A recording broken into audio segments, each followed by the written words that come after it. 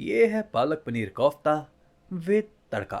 वैसे आज कुछ अलग ट्राई किया है क्योंकि हर बार का पालक पनीर खा खा कर मैं भी बोर हो चुका था।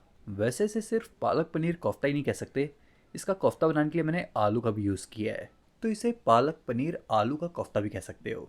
फिर इसके बाद क्या करना है, लेना है पालक और एक बर्तन में लेना है बहुत सारा पानी।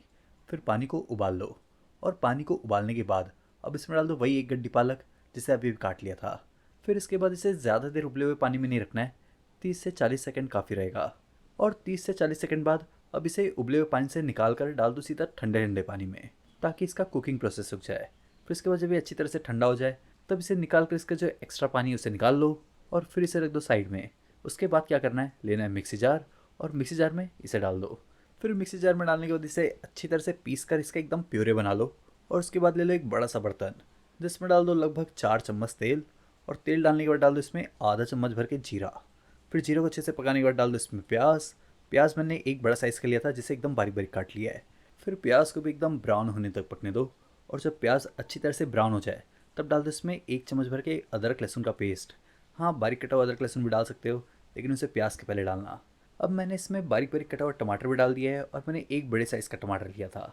फिर इसके बाद डाल दो इसमें नमक। नमक डाल दिया है आधा चम्मच। और फिर नमक को भी मिला लो। नमक मिलाने के बाद डाल दो आधा चम्मच धनिया पाउडर, बहुत थोड़ा सा जीरा पाउडर, आधा चम्मच कश्मीरी लाल मिर्च पाउडर। और फिर ये 3 मसालों को भी अब टमाटर के साथ अच्छे से मिला लो। मसालों को अच्छी तरह से पका भी लेना। फिर इसके बाद डाल दो वही पालक का प्यूरे जिसे मिक्सी में घुमा लिया था। फिर इसके बाद इसे भी बाकी चीज़ों के साथ मिला लो। और जब इसमें हल्का हल्का उबाल आना शुरू हो जाए तब डाल दो इसमें थोड़ा सा पानी। और पानी डालने के बाद इसे दोबारा मिला लो। और फिर इसमें हल्का फुल्का उबाल आने के बाद अब इसमें डाल दे रहा हूँ कसूरी मेथी। कसूरी मेथी मैंने डाल दिया है लगभग आधा चम्मच। और फिर कसूरी मेथी को भी हल्का फुल्का मिलाने के बाद अब इसमें डाल दो फ्रेश क्रीम। फ्रेश क्रीम मैंने डाल दिया है लगभग 2 से 3 चम्मच। फ्रेश क्रीम डालने के बाद गैस का फ्लेम कम कर दो और इसे थोड़ी देर पकने दो। फिर उसके बाद मैंने ले लिया है उबले हुए आलू। जैसा कि मैंने आपसे पहले ही कहा था कि इसका कोफ्ता बनाने के लिए आपको चाहिए आलू, पनीर, और दोनों ऑलमोस्ट सेम क्वांटिटी में लेना है। तो सबसे पहले मैंने पनीर को कर लिया कद्दूकस।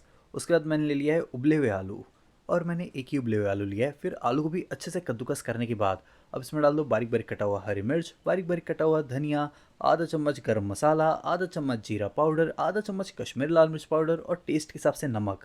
फिर थोड़ा सा ब्रेड क्रम्ब भी डाल दो और इसे अच्छी तरह से मिला लो। फिर आटे की तरह से अच्छे से गूंथने के बाद इसका बना लो बॉल्स।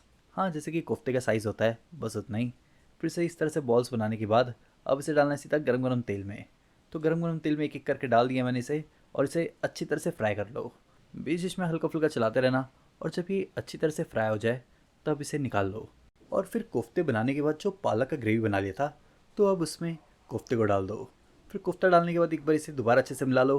और फिर इसे अच्छे से मिलाने के बाद जब इसमें हल्का फुल्का उबाल आ जाए तब इसे निकाल सकते हो। पर हाँ, अभी काम ख़त्म नहीं हुआ है।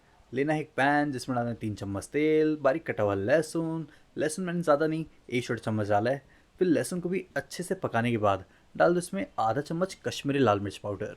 और फिर इसे भी हल्का फुल्का मिलाने के बाद अब ये तड़का इसके ऊपर डाल दो। फिर तड़का डालने के बाद अब आप इसे गरम गरम सर्व कर सकते हो।